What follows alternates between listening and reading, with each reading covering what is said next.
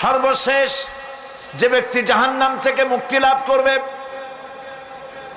তাকে আল্লাহ পাক বলবেন, ফেরেশতাদেরকে বলবেন, ও আমার ফেরেশতারা, আমার এই বান্দাকে জান্নাত এবং জাহান্নামের মাঝখানে রেখে দাও।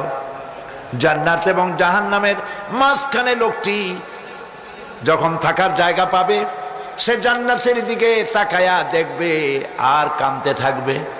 আল্লাহ পাক জিজ্ঞেস করবেন, বান্দারে, যুগের পর যুগ ধরে জাহান্নামে কেঁদেছ, আমি রব্বুল আলামিন জাহান্নাম মাফ করে দিয়া জান্নাত জাহান্নামের মাঝখানে রেখে দিয়েছি, আযাব থেকে তো বেঁচে গেছো, এখন কান্দো কেন? লোকটি বলবে, রব্বুল আলামিন কান্দি এই কারণে, জাহান্নাম থেকে মাফ করেছো, তোমার শুকরিয়া আদায় করি।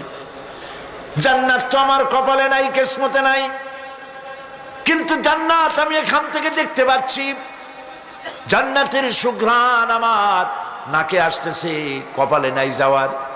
আমি কাঁদি এই জন্য, তুমি যদি মেহেরবানি করে আমাকে জান্নাতের দরজার কাছে একটু দাঁড় করায় দিতা, প্রাণ ভরে তোমার জান্নাতের দৃশ্যটা একটু দেখতাম। আল্লাহ পাক তার আরজি পূরণ করবেন, বলবেন, যাও, ফেরেশতাদের বলবেন, এর জান্নাতের দরজার কাছে দাঁড় করায় দাও। জান্নাতের দরজার কাছে দাঁড়িয়ে লোকটি আবার কান্না শুরু করবে। আল্লাহ পাক প্রশ্ন করবেন, এবার কান্দো কেন? লোকটি বলবে, রব্বুল আলামিন কান্দি এই কারণে, জান্নাতের এই দরজায় দাঁড়ায়া জান্নাতের অফুরন্ত নেয়ামত কিছুই ভালো করে দেখা যায় না, শুধু অল্প জায়গা দেখি। যদি তুমি আমারে দয়া করে জান্নাতের মাঝখানে দাঁড় করায় দিতা, চতুর্দিকে তাকায়া তাকায়া দেখা কলিজারে ঠান্ডা বানাইতাম। তবে আমি ওয়াদা করি, জান্নাতের কোনো নাজ নেয়ামত, কোনো ফল আমি খাবো না, ধরবো না, সইব না। একটুখানি মেহেরবানি করে মাঝখানে দাঁড় করাইয়া দাও, জান্নারে ঠান্ডা করি। আল্লাহ রব্বুল আলামিন ফেরেশতাদের বলবেন, আমার এই বান্দারে জান্নাতের মাঝখানে দাঁড় করাইয়া দে। আল্লাহর নবী বলেন, জান্নাতের মাঝখানে দাঁড়িয়ে লোকটি আগের চাইতে আরো জোরে চিৎকার মেরে কাঁদতে থাকবে। আল্লাহ পাক বলবেন, বান্দারে কি হলো তোর? দরজার কাছে আসতে চাইছিলে, আইনা দিলাম। আবার এবার মাঝখানে আসতে চাইছো, তাও এনে দিয়েছি, আবার কান্দো কেন? লোকটি বলবে, রব্বুল আলামিন এবার কান্দি এই জন্যে, তুমি যখন দয়া করে একটিবার জান্নাতের মাঝখানে এনে আমাকে দাঁড় করায় দিয়েছো, তুমি রহমান রহিম গফুরুর রহিম, এই জান্নাত থেকে আবার আর বাইর করে দিও না। আল্লাহ রাব্বুল আলামিন বলবেন, ও আমার বান্দারে, আমার এই জান্নাত তোর খুব পছন্দ হয়েছে নাকি? লোকটি বলবে, রব্বুল আলামিন কলিজা ঠান্ডা হয়ে গেছে, ভাবতেও পারি না এই জান্নাত এত সুন্দর। আল্লাহ পাক বলবেন, বান্দারে, এরকম একটি নয়, দুইটা নয়, তোর জন্য আমি 10টা জান্নাত এরকম রিজার্ভ করে রাখছি। সুবহানাল্লাহ। আল্লাহ পাককে ভয় করে পৃথিবীর সমস্ত পাপ থেকে যারা নিজেকে রক্ষা করবে, আল্লাহ তাদের জন্য এই জান্নাত রেখে দিয়েছেন। সুবহানাল্লাহ। সেই জান্নাতের রিসিপশন আপনারা আন্দাজ করতে পারবেন না, রিসিপশন কারে কয়। কি এর প্রধানমন্ত্রী আর প্রেসিডেন্ট, 4-5টা পুলিশ আর আর্মি আসে, একটা ফট করে সেলুট মারলো, বাস শেষ হয়ে গেল, এরকম না। জান্নাতীদেরকে রিসিপশন দেওয়া হবে।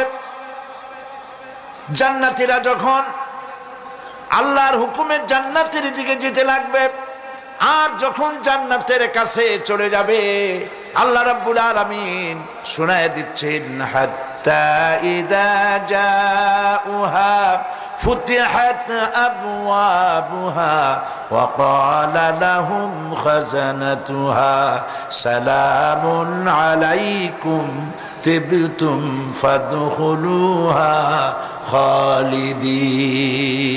সুবহানাল্লাহ।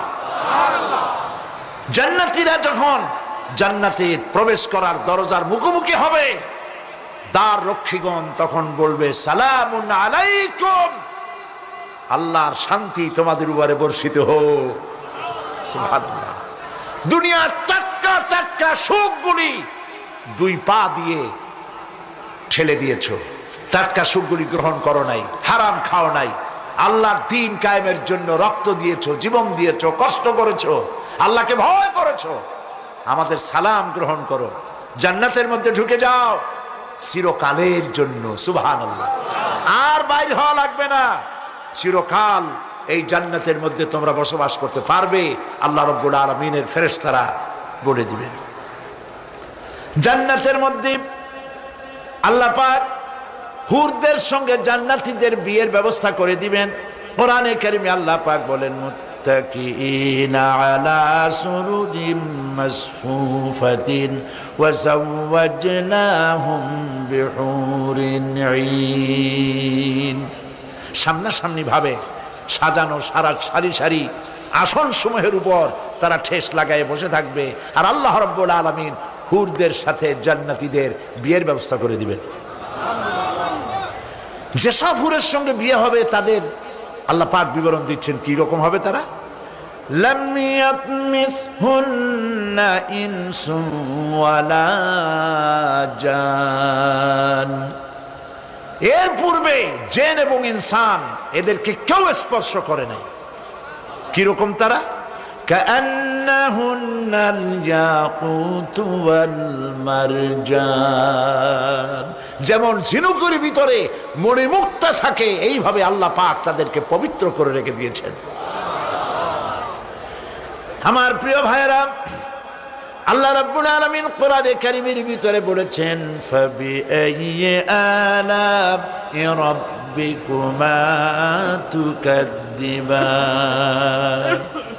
জান্নাত দান করে আল্লাহ পাক এবার জান্নাতীদেরকে সম্বোধন করে বলবেন, ইয়া ইবাদি লা খাউফুন আলাইকুমুল ইয়াওমা ওয়ালা আনতুম তাহজানুন। হে আমার বান্দারা, লা খাউফুন আলাইকুমুল ইয়াওম, আজ আর কোনো ভয় নাই। সুবহানাল্লাহ, সুবহানাল্লাহ। আজ আর কোনো ভয় নাই, কোনো চিন্তাও নাই, আরামে এই জান্নাতের মধ্যে বসবাস করো। এরপরে আল্লাহ পাক জিজ্ঞেস করবেন, ও আমার জান্নাতীরা, আমি যেসব ওয়াদা করছিলাম আমার ওয়াদা মোতাবেক সমস্ত নিয়ামত পেয়েছো? তারা বলবে, হ্যাঁ পেয়েছি, সব নিয়ামত আপনার ওয়াদা মোতাবেক সব পেয়েছি। আল্লাহ রাব্বুল আলামিন বলবেন, সব পাও নাই, ওয়ালাদাইনা মাজিদ, আমার কাছে আরো বেশি আছে। সুবহানাল্লাহ, আমার কাছে আরো বেশি আছে। জান্নাতীরা বুঝবে না সে আরো বেশিটা কি, এর থেকে আর বেশি কি। প্রিয় ভাই সব, নবী করিম সাল্লাল্লাহু আলাইহি সাল্লাম বলেছেন, জান্নাতের সুখ আর শান্তি কোন চোখ নাই যা দেখেছে, যা কোন অন্তঃকরণ নাই যা কল্পনা করতে পেরেছে। এই জান্নাত মুত্তাকিদের জন্য আল্লাহ রাখছেন। সুবহানাল্লাহ। জান্নাতীরা ভাবতেও পারবে না সেই নিয়ামতগুলি কি। প্রিয় ভাই সব, সেই মুহূর্তে আল্লাহর নবী মুহাম্মদুর রাসূলুল্লাহ সাল্লাল্লাহু আলাইহি ওয়াসাল্লাম বলবেন, রব্বুল আলামিন, আমার উম্মতেরা জান্নাতীরা বুঝতে পারে নাই আপনার কাছে কি নিয়ামত আরো বেশি আছে। আমার এই উম্মতেরা জান্নাতীরা আপনার ওয়াদা মোতাবেক সব পেয়েছে, কিন্তু একটি জিনিস এখনো তাদের কিসমতে হয় নাই। সেই জিনিসটা হলো, যারা তার রবকে না দেখে শুধু কোরআন আর হাদিসের কথা শুনে আরবের ঘুম হারাম করে তাহাজ্জুদের নামাজ আদায় করেছিল, চোখের পানি ফেলেছিল, যারা জান্নাত দেখে নাই, জাহান্নাম দেখে নাই, আপনাকে ভয় করে যারা জীবন পরিচালনা করেছিল, যারা আপনাকে দেখে নাই, না দেখে শুধু কোরআন হাদিস বিশ্বাস করে যারা অকাতরে নিজেদের জীবন বিলায় দিয়েছিল, এই জান্নাতীরা এখন পর্যন্ত তার রবকে দেখতে পারে নাই। আল্লাহ রাব্বুল আলামিন তার সামনে থেকে ৭০,০০০ পর্দা সরে যাবে। আল্লাহ পাক বান্দাদের আরজি পুরা করার জন্য জান্নাতীদের সামনে তিনি জালোয়া ফরোজ হবে। কোরআন শরীফের ভিতরে আল্লাহ পাক বলেন, জান্নাতীরা তারা আল্লাহর দিকে, জান্নাতীরা তার রবের দিকে তাকিয়ে থাকবে, আর রব তার বান্দাদের দিকে তাকায়া থাকবে।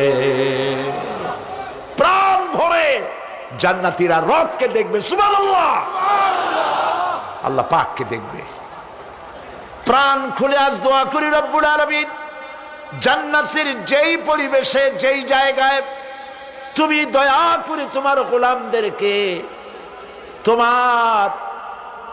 তুমি নিজেই দর্শন দিবে, দেখা দিবে। মনিব গো, ও আমাদের রব, আজ এই বিশাল জনসমুদ্র নিয়ে তোমার দরবারে আবেগ ভরা কণ্ঠে বলি, যেই অনুষ্ঠানটি তুমি এমন মুবারক অনুষ্ঠান করবে যেখানে তুমি জান্নাতীদেরকে দেখা দিবে, ওই জান্নাতের কোনো একটি, ওই অনুষ্ঠানের কোনো একটি কোনায় কানায় আমাদেরকেও দাঁড় করাইয়া দেখার তৌফিক। প্রিয় ভাই সব, আল্লাহ রাব্বুল আলামিন মানুষের সামনে এত সব নিয়ামত রেখেছেন, এই জান্নাত দান করবেন। এরপরে আল্লাহ রাব্বুল আলামিন কোরআনে কারীমের মধ্যে বলেছেন, রব্বিস সামাওয়াতি ওয়াল আরদি ওয়া মা বাইনাহুমার রাহমানি লা ইয়ামলিকুনা মিনহু খিতাবা। এসব পুরস্কার রয়েছে তোমাদের সেই রবের পক্ষ থেকে যিনি আকাশ আর জমিনের মালিক। সুবহানাল্লাহ বলবেন না? যার সামনে কথা বলার ক্ষমতা কারো হবে না। এটি একটি মারাত্মক কথা। কিয়ামতের দিন আল্লাহর দরবারে কেউ কথা বলতে পারবে না আল্লাহর নির্দেশ ছাড়া। একটি আকীদা পরিষ্কার করে নিয়ে যান আপনাদের, সে আকীদাটা এভাবে পরিষ্কার করুন, কোন পীর সাহেব, কোন খাজা বাবা, কোন মাওলানা, কোন মুহাদ্দিস, কোন বুজুর্গ আপনাকে সুপারিশ করতে পারবে না যদি না আল্লাহ পাক তাকে কথা বলার তৌফিক না দেন। মনে থাকবে এটা। আয়াতুল কুরসির ভিতরে আমরা পড়ি, মান যাল্লাযী ইয়াশফাউ ইনদাহু ইল্লা বিইজনিহি। আল্লাহ পাক বলেছেন কিয়ামতের দিন আল্লাহর দরবারে কার সাহস আছে কথা বলতে পারে? মান যাল্লাযী ইয়াশফাউ ইনদাহু ইল্লা বিইজনিহি।